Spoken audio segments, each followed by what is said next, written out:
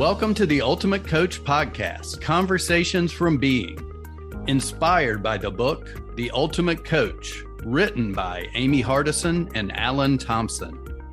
Join us each week with the intention of expanding your state of being, and your experience will be remarkable. Remember, this is a podcast about being. It is a podcast about you. To explore more deeply, visit theultimatecoachbook.com. Now, enjoy today's conversation from being. All right, we are back with another episode of the Ultimate Coach Podcast. This is one of your hosts, Ross Weitzer, and we are here with the amazing Eric Lofholm, the world's best sales trainer and the father and the idea man behind the Ultimate Coach Podcast. Eric, how are you? Ross, I'm doing great. I'm excited to be with you and with all of our listeners from all over the world today. Eric, I think it's such a special opportunity to be with you here because so much of the foundation of the creations that people are experiencing within the Ultimate Coach world is as a result of the intention and effort that you have been putting in. So I just want to say thank you. I wouldn't be here without your effort. And how's it been going? You know, it's been going fantastic. I've been involved now with the project since early December. And the project includes our Facebook group, of course, our podcast here, our YouTube channel, our Instagram. We have a LinkedIn group. We have a website, an email list. So it all started with the Facebook group, but now there's multiple different aspects of what we're doing. And I love that we have these different tools and platforms to connect with book enthusiasts from all over the world. Absolutely. Eric, the question I have, I'm super curious, is I have only gotten to know you briefly and see you on the other side of all of these efforts. Who are you now in regards to who were you before through everything that has been transpiring? Well, there actually has been quite a few shifts in me in a short amount of time. So as of this recording, we're, 4 months into the project. And I've done a lot of personal development work before, as I'm sure a lot of our listeners, the people that are attracted to the Ultimate Coach book in this conversation are people that a lot of them are really interested in personal and professional development. So I started my personal development journey in 1988 with the book called You Can Heal Your Life by Louise Hay. And that book just blew my mind. So since the late 1980s, I've been in a personal development conversation. I've never been in a being conversation. So that was never on my radar. I've never heard anybody else talk about it anywhere like how Steve Hardison talks about it, or it's spoken about in the book. And so having 4 months of working with the concept of being and being involved in the Facebook group and thinking about, well, who am I being? That's never been a part of my thought process before. So that's been really powerful. It's shaping how I lead my company. It's shaping how I interact with my wife, how I interact with my children. If I notice myself going into a place of anger, I just check myself, who am I being right now? And it's really made a profound difference in my life. And we're only, about 4 months in so far. What does the concept of being mean to you? To me, it's about observing my thoughts. It's noticing, what is the state that I'm in? So I can look back on a conversation. I can think of, I had a person working for my company that I let go right before this project started. And I felt that they weren't the right fit for the company. I still feel they weren't the right fit for the company. But when I think back about how I communicated that final message to them, hey, this isn't going to work for us moving forward, and I observed my thoughts, was I being loving in that moment? No. Was I coming from compassion? No. It was just kind of like this task.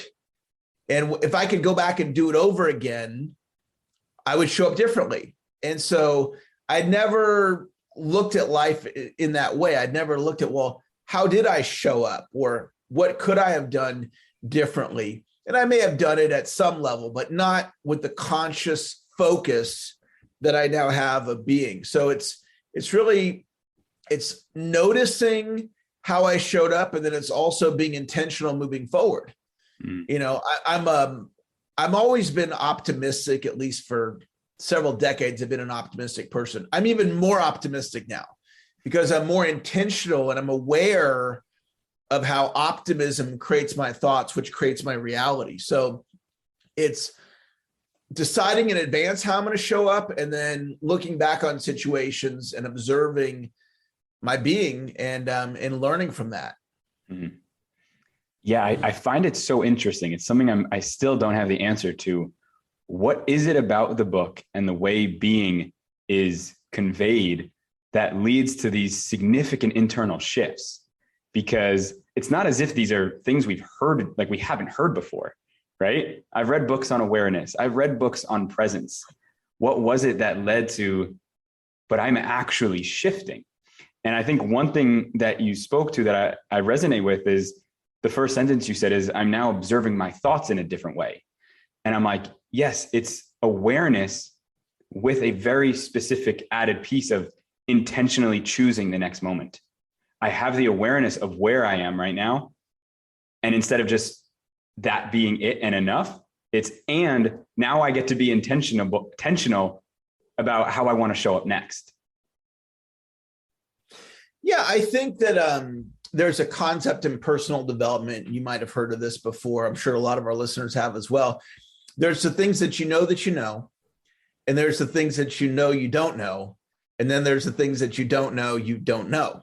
And so if we don't know that we don't know something, we don't have any access to it because it's not in the known realm. So prior to diving into the book and really doing my best to understand what Steve's teaching, I didn't know that I didn't know to observe my thoughts around being. So when I think about this staff member who I let go, and I never would have gone back and taken a look at who was I being in that moment. It never even would have occurred to me. I would have said, look, it didn't work out for this person. They needed to go. I clearly communicated it. I wasn't a jerk about it or anything. But could I have come from a more loving space? And it's like, well, yeah, I absolutely could have. And so it's a very powerful thing when we become consciously aware of something. Another huge nugget for me that Steve teaches is around seeing the gold in others. And so if I look for the gold in somebody, I'm going to find it. If I look for what's wrong or where they're falling short or where they're not being their word, then I'm going to see that too. And it's the same human being. And my experience of them is going to be totally different based on what I'm seeing. And I've never consciously looked for the gold in others as a way of being. I mean, certainly there's times when I've just unconsciously seen that, but I now it's like, look for the gold in others. And it also allows me to have more grace when they're falling short. I had an experience with a family member recently, and they got upset and they said some things to me that were not very nice. And when the conversation was done, a younger version of me, Ross, I would have gotten really upset and I would have gotten stuck in a story.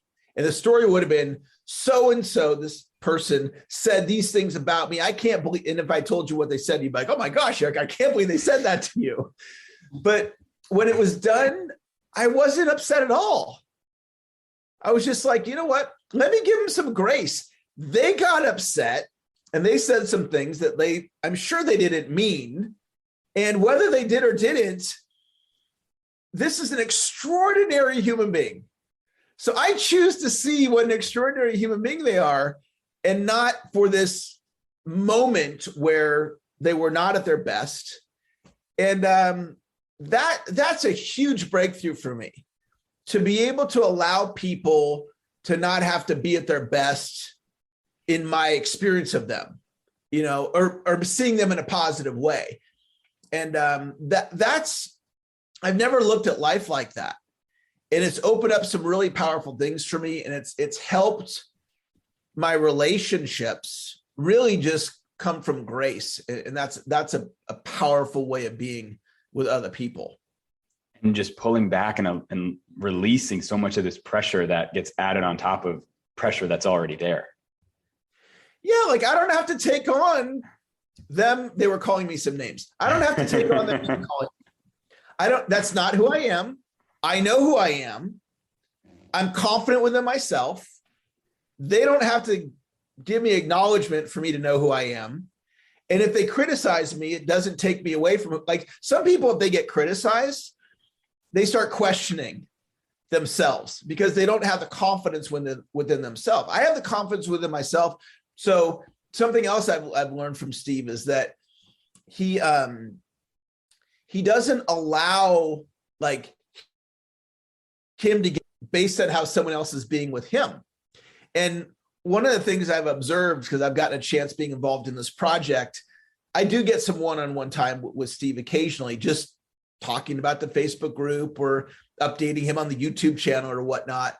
And we get to talking, and sometimes he'll tell me how other people are being with him. And I'm just thinking to myself, it's mind-blowing to me. It's like, this is Steve Hardison, who I have the highest respect for of a human being on the planet. And there are other people that don't see him as that. And it doesn't take him off center. It doesn't even faze him. He can just see them for where they're at, and that's their perspective. And he's okay with that. So I've learned a lot about other people, like not having to agree with me.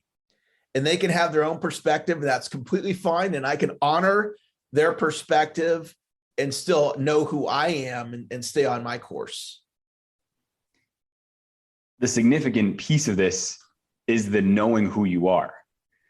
I'm curious, if I'm a listener and I'm new to this whole being and I don't relate as well as you to feeling this groundedness and this centeredness with this is who I am and this confidence and this conviction, how would you guide somebody along the path of being? It's like, well, how is being going to help? I don't know who I am yet.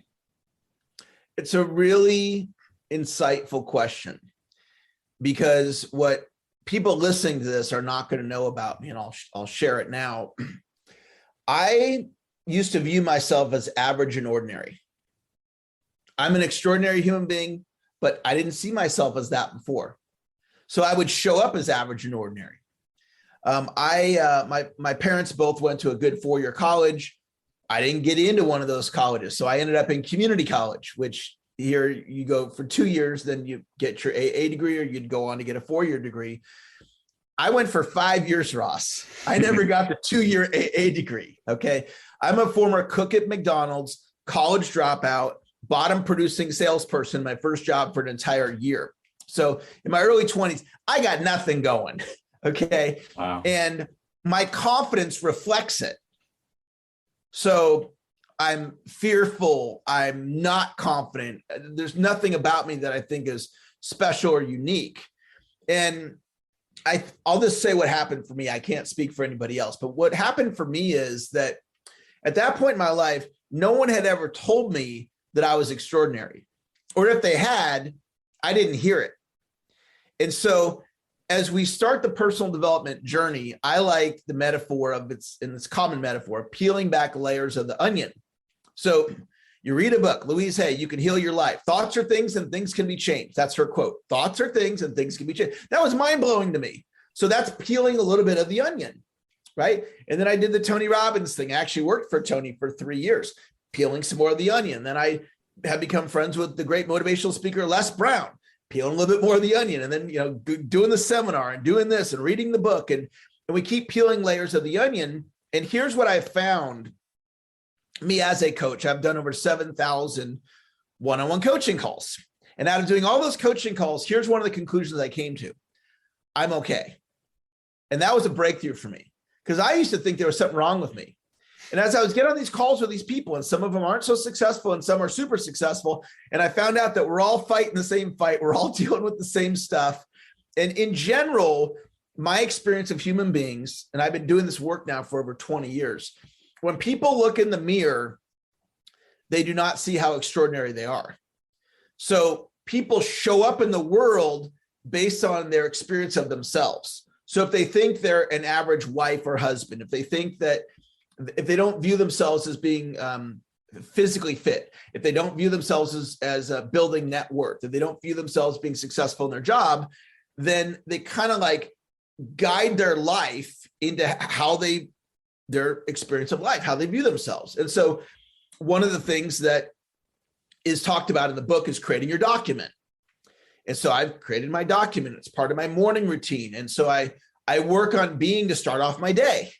And just about every day I take a little bit of time out and I'm working on my being, and I'm seeing myself as, like, one of my declarations is I'm a leader of leaders.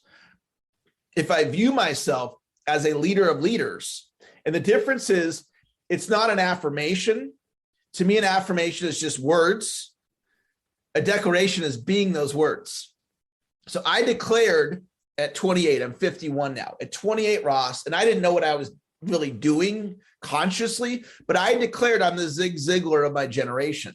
Zig Ziglar, if any of you are listening, you don't know who he is. He's the top sales trainer in the history of the world. He's no longer alive, but he's like the Michael Jordan of sales training. So at 28, I said, I am the Zig Ziglar of my generation. I am the world's greatest sales trainer. And so what shifted, Ross, was it wasn't just words. I started being that. So just yesterday, I gave 5 motivational sales trainings in one day. I had a couple coaching calls. So my actions say I'm being the world's greatest sales trainer. Anybody can say it, but I'm being that. Okay. You're being something extremely powerful right now. By doing this interview, you're showing up as whatever you're up to, right? And by me delivering the interview, I'm showing up with what I'm up to. So if people can get connected to the fact that they are extraordinary, that they do have a purpose in life, to be able to look in the mirror and go, I'm extraordinary, and own it, not from an ego standpoint, but from the truth. That's the truth of who I am. That's what gave me the confidence to go to Steve Hardison and say, I want to lead your Facebook group. And then he said, well, can you do it on Instagram? And I kept saying yes. And so now I'm running the entire social media for the Ultimate Coach Project. And I committed to doing this for Steve for the next 20 years. To make that kind of a commitment to somebody like Steve, I have to look in the mirror and go, I'm extraordinary. But this isn't exclusive to me. Every one of you listening right now is extraordinary. You may not be present to that fact, but that is who you are. And that's part of the being conversation, is getting you connected to who you are. Becoming the state is what is the message that I'm receiving from you. Is extraordinary is unique. And I believe we all are tapped into our power when we recognize our uniqueness. And I think the hurdle is that usually people speaking the message of extraordinary and unique are already people who are identifying and expressing and living as that state. And if somebody isn't experiencing themselves as unique and extraordinary, it's developed. It starts with seeing, trusting, having faith, and then putting in the action daily. And then all of a sudden the mirror is going to start to reflect back something completely new. Well, to that point, I'm big on repetition. And I'm one of the biggest speakers of repetition on the planet, as far as that being a message. Like Steve talks about being. One of the things I talk about is repetition. So here's what I figured out. If I was going to be the world's greatest sales trainer, then what would that look like? Well, I would do more coaching sessions than anybody in my age group for sales training, and I would do more speeches. So what I did, Ross, it's pretty simple. I out-repped everybody. I did more coaching sessions and more speaking engagements than anyone else to become this who I now view myself as. Well, anybody could do that. Anybody could do that. Let's say they're not physically fit right now, and they wanted to step into being physically fit. All they'd have to do is just show up and be physically fit, do the activity of physically fit every single day for, a year or 2 or 3, and they'd get very physically fit, and they just put the reps in. You can do this as like with my wife. How do I show up as an extraordinary husband? Well, I go to Starbucks when she's asleep each morning, pretty much every day, and I get her favorite Starbucks and I put it right by her toothbrush. So when she wakes up in the morning, first thing when she goes in and gets ready in the morning, there's her coffee sitting there. So I'm showing up as an extraordinary husband. And I did that this morning. So I'm not just talking about it, I'm being an extraordinary husband. If you looked at our text thread, you would go, wow, the way Eric communicates with his wife, he's being an extraordinary husband. Well, some people that are watching this right now, if you're a husband and I look at your text thread and I look at how you talk to your wife over text, you're not being an extraordinary husband. So be that, be a great parent, whatever you do for work, be great at that. And that's a present moment choice. And it's a choice that we make every day. It's not something where I'm an extraordinary husband. Now I don't have to go get the coffee anymore, send her a nice text, right? It's like fitness. If you stop going to the gym, you're going to get out of shape. So part of it is that being is a present moment. It's a choice I make every single day. And that's where my morning routine comes in. You know, Steve would talk about it through the document or however he does it, right? And I have the way that I do it, and everyone has the way that they do it. And we get into how we're going to operate our day and what's the input. What am I putting into my mind, right? That's the power of the document, and repeating it and becoming the document, which is one of the key things that's covered in the book for those of you that are book enthusiasts. I have a feeling that repetition is going to be a part of this answer. I'm sitting over here and I'm like, the word that keeps coming to me is capacity. Eric's capacity is beyond. And I'm curious if you can share with us what your journey to the capacity you have right now looks like, because I think that is so tied into the being that you're creating. It's like, wow, where the hell does this man get all this capacity? It's a great observation. And if you look at the Facebook group, right, currently we have 5,500 or so members. And for anybody that goes into the Facebook group, you'll see a very healthy, active Facebook group where real value is being created, which is pretty rare amongst Facebook groups. So we have something that's really special. So to the point of capacity, how did that happen? Well, I probably run 15 Facebook groups over the last 10 years. The largest Facebook group I ever ran was 34,000 people. And that was helping a fire that happened in the town of Paradise called the Camp Fire. And my wife and I started this Facebook group, and the group went viral. We never planned on it going viral. It grew to 34,000 people. It became the largest Facebook group in the region to help people out that lost their home in the campfire. Well, without going into all the details, there was a lot of learning that took place in that group. A lot of learning. So all these Facebook groups I've run, then this 34,000 one, and then this opportunity comes to run Steve's Facebook group. Well, Steve and I never had a conversation about all the Facebook groups I ran. He just trusted his intuition and said, Eric, go ahead and do it. Well, the moves I was making inside of the group and how I was interacting with people wasn't random. It was a muscle that I developed through repetition. So to your point about capacity, John Maxwell calls it law of the lid. He's one of the great leadership trainers. And he basically says that your capacity is to the lid on like a pan, right? Well, if you raise the lid, you raise your leadership capacity. So I've been working on my skills since 1988, starting with Louise Hay's book, You Can Heal Your Life. And my core message in my sales training company is continuous sales improvement. And that says the path of mastery, this is a common concept, is you're always the student. So I work on my skills every single day, and I've been doing it for decades, understanding that if I did that, I would be raising my capacity. Not like it might work, not like the capacity might go up. No, this is predictable. If I work on these skills, my capacity will go up. Now, Ross, what's interesting, based on my estimates, I haven't even hit the midway point of my career.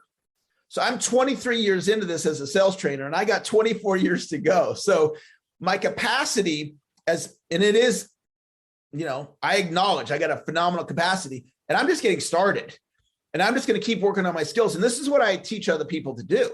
I say, hey, be like me in the sense of figure out what are you up to in your world, whether it's improve net worth, fitness, career, as a sales trainer, somebody wants to make more sales, build a company, and then figure out how do you intentionally raise the capacity. And this is what I love about the Facebook group, because Ross, what I get to do in leading that group, I post in there every day. So I'm consistent, but by me posting, I'm increasing my capacity because I'm in the conversation. I'm observing the conversation. I'm listening to the Facebook lives, not everyone, but some of them. I'm watching the posts. I'm contributing. So I'm in it. So being in the being conversation for 4 months, Ross, give me a year after being in this conversation every day for a year. Look 2 years from now, 5 years from now, next to Steve, I'll probably be the top being guy on the planet. And it's not about competing, right? It doesn't matter if I'm number 1 or 2 or 3 after Steve. It's not even about that. It's about, I can choose to master being. And anybody can choose it, especially with all the resources we have with the YouTube channel. And now we're on Audible and the podcast, and there's all these tools, and then we can practice it in real time inside of the Facebook group. So that's an interesting thing for anybody listening to consider. What would it look like if I worked on my being for the next 5 years and I became one of the best on the planet at being? Anybody listening right now, Ross, could choose to become one of the best on the planet at being, and it'll take your life to beyond your imagination. It'll make your life beyond what you can even imagine right now if any of you followed through on what I just said. This is such a powerful reflection for myself. I'm observing this. I'm like, yeah, I could be more intentional there, but I really want to develop in that area. And here I'm realizing is a trap. Oh, I am developing in that area. Oh, I am growing in that skill set. And where am I not being intentional? Where am I growing? And where am I not being intentional on the potential that growth actually could become if it wasn't something that was just on autopilot? See, that's what I observe in you, is there is no autopilot to the areas of life that you want to be great at. And I see you as like an opportunity man. You discover the opportunity, and when you discover it, you then become intentional, and there is no autopilot. Yeah, like for you, Ross, as you're doing this interview, right? So you doing the interview in this moment right now, you're getting a little bit better. It's a micro improvement. It's so small you can't see it, or maybe it's significant enough where you can see it. And whether you can or can't, ideas build on themselves and ideas compound. So if you're like, all right, I'm going to do these interviews and I'm going to do at least 100 interviews. So you could predict what those 100 interviews and that improvement's going to be in you. And then the other thing I would tell you is I would advise you to post in the Facebook group once a day. If every day you go in there and post at least once a day, that it puts the being conversation, like, it's on your radar, obviously, but it takes it to a whole nother level if you had that level of commitment. And I haven't seen your posting pattern to know if you're posting at that consistency or not. But if you posted every day and then you did 100 or more interviews, it'll blow your mind where your skill set will get to, because there's so much learning just out of the experience. Like right now, me as the guest on the show, I'm getting a little bit better. Every time I'm a guest, I'm a little bit better. I host my own podcast. When I host it, I get a little bit better. And so all of a sudden, my belief in myself is like, wow, I can get better in anything that's a skill set I can improve in if I choose to. I play chess for fun. If I wanted to get phenomenal at chess, I could choose to do that. I just play it for fun. But if I ever decide that I want to get phenomenal, I've never played a musical instrument. If I ever want to get phenomenal playing a musical instrument, I can just choose it.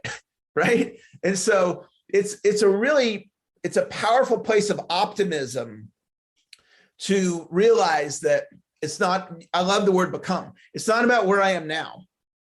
It's what can I become in the future? And what we can become in the future is something that's extraordinary. I'm seeing how simplified all of this can be, to an extent of how aligned are my actions to who I want to be. And I see you as a man where your actions are extraordinarily aligned to who you want to be and the skill sets that you want to craft. One of those being capacity. I did this, Ross, in my marriage. So I've been married twice. My first marriage, I never envisioned we weren't going to be married forever. We were married for over 20 years. It didn't work out. So now I'm a single dad. I got 2 kids. I'm in my 40s. I went from a 6-bedroom house being married for over 20 years into a 2-bedroom apartment. So long story short, my daughter's in one room, my son's in the other room. I'm like 43 years old. I'm sleeping on the couch. Okay. Because I have a boy and a girl, and I didn't want them sleeping in the same room because it's like, I created this scenario. So I sucked it up. I slept on the sofa. And looking at my life, Ross, as the owner of my company, I'm training people all over the world. And this is my current reality at that moment. And I'm like, this is not the life that I want. So I thought about, what do I want to create? And I said, well, I want to recreate my family. So what does that look like? Well, I want to get remarried to a woman about my age who wants to live in the same area I'm in, because I didn't want to move my kids out of the school district. I want her to be evolved. So I wrote that word down, and I want her to have children because I want us to have a shared experience. So then she's likely going to be divorced. So I wrote all this stuff down. And then I thought, okay, what does that look like to create that? Like, if I was going to have that woman show up in my life, what would that look like? And I thought, okay, well, if I was going to get married, if I reverse engineer it, the step before marriage is we would get engaged. The step before that is we'd be in a committed relationship. The step before that is we'd be dating. And the step before that, it all came back to drinks or coffee, taking a woman to drinks or coffee. So it was totally logical to me, Ross, is all I have to do is date somebody. And then if they're not the one, they don't think I'm the one, or I don't think they're the one, then that would end. I would just date somebody else, drinks or coffee, and I'd start this path. And if it didn't work, I'd just start right back over again. And it didn't work a bunch of times. And I didn't get discouraged. I was just like, okay, well, she wasn't the right one. And then I met my wife, Heather, who's in the group. If any of you are in the group, you'll see my wife, Heather. And I have, of the 3 billion women on the planet, this is the perfect woman for me, Ross. But I created her before I met her. So I knew what to see, but it wasn't just law of attraction. Okay, I wrote all the stuff down. Now she's going to show up. Mm-hmm. I did the action behind it. And I had an optimistic view. And when these relationships that I was in didn't work out, I wasn't discouraged. And I have the most extraordinary relationship. It's far beyond, Ross, what I could even imagine. I wouldn't even dare to imagine what I have now. I'd be like, that doesn't even exist. There's not a woman on the planet where that exists. And I manifested this. And so we have this incredible relationship. And it really has to do with this conversation that we're talking about and how I view the world.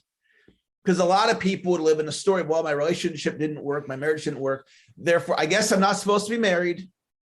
I'm not supposed to have my happily ever after. It's not meant to be for me. A lot of people they might have a view like that. And I'm really, I align with the concept of creating. What do I want to create?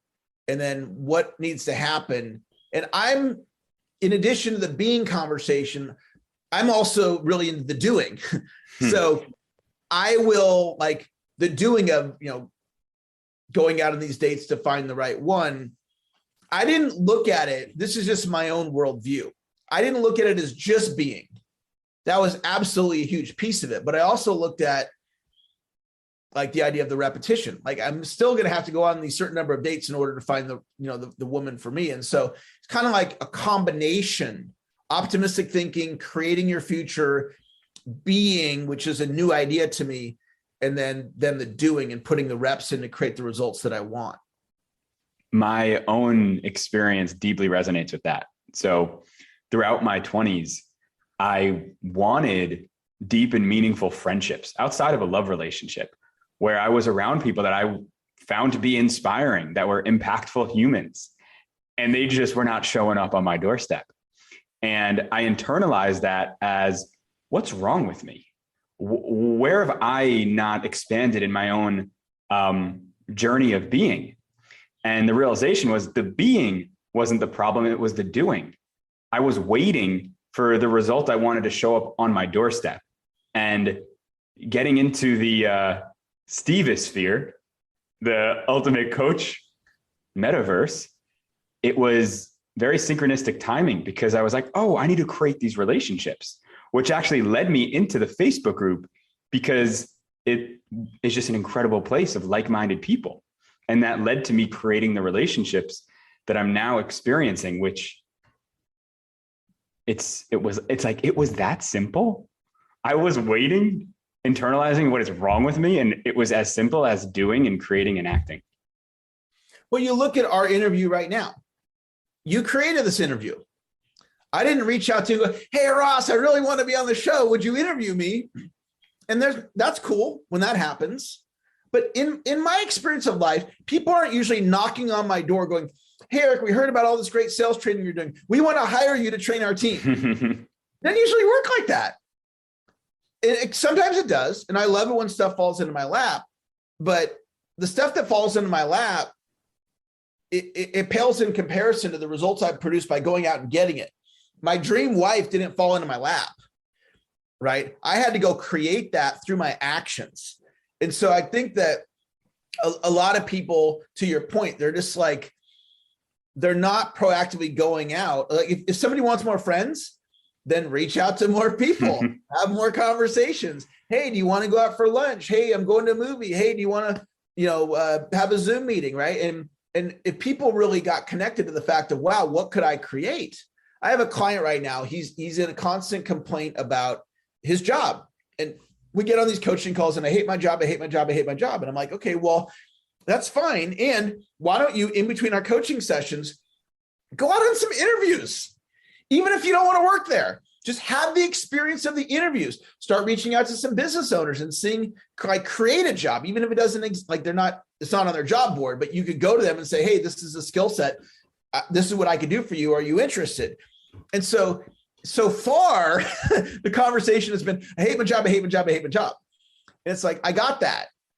So do you want to live the rest of your life hating your job, or do you want to go out and create something that you're excited about going to on a daily basis? And he could literally live the rest of his life stuck in his job, or he can go and create something that's extraordinary. And either way, he's right.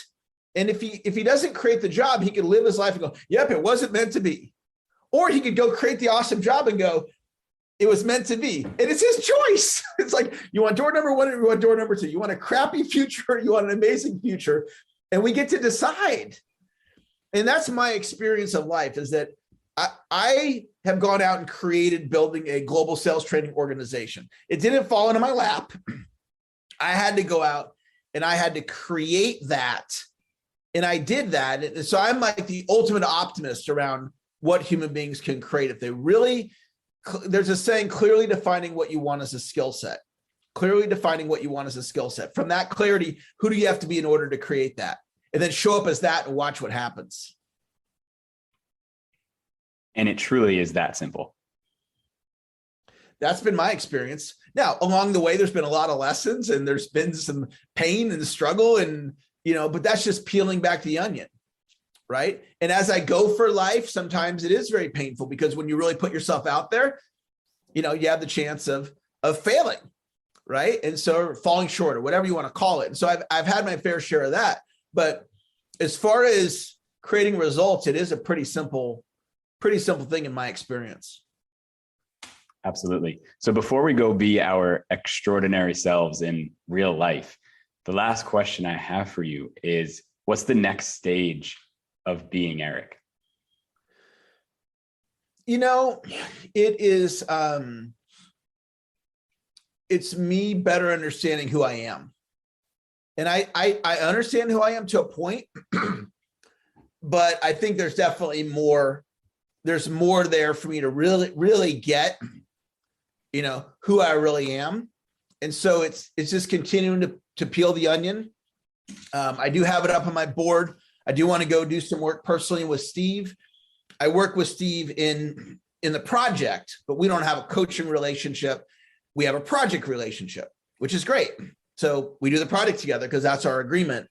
But we have had some conversations about me becoming a client, which if any of you are listening, you know that that's a significant commitment of time and of financial resources.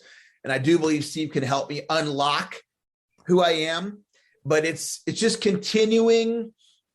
It's just continuing this journey. I think that, I'm already impacting on a global level. I see that happening on a larger scale, impacting more companies, bringing my talents into organizations, very similar to what I'm doing for Steve, running all the social media, helping individuals and companies with that kind of an energy to help them with what they're up to. And I do want to just say a couple things about all the social media. For any of you listening to this, the ultimatecoachbook.com is the hub webpage. So when you go to that page, you can find the LinkedIn group, the Facebook group, the YouTube channel, the this, the that, all the resources are there. And what I would encourage all of you to do, two things. Whenever I'm doing a podcast, if you resonate with the podcast, listen to it 7 times. And the reason I want you to listen to it 7 times is it'll put these ideas into your subconscious mind.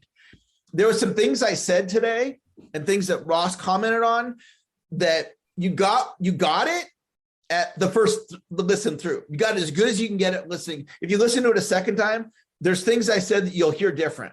If you listen to it 7 times, you're going to put these thoughts into the subconscious mind. So I'd encourage you to do that. And I would encourage you, like I gave the issue to challenge to Ross, of posting in the group once a day. I would say that to anybody. If you want to really dive into this conversation, get into the Facebook group, the Ultimate Coach Facebook group, post there once a day. There's something really powerful to get here from this conversation about being and all the tools that Steve and the team have created. So those are a couple of final thoughts for all of you. Eric, thank you so much. I want to end on one note, just as a testament to who you are, because I don't want listeners to miss this subtle message.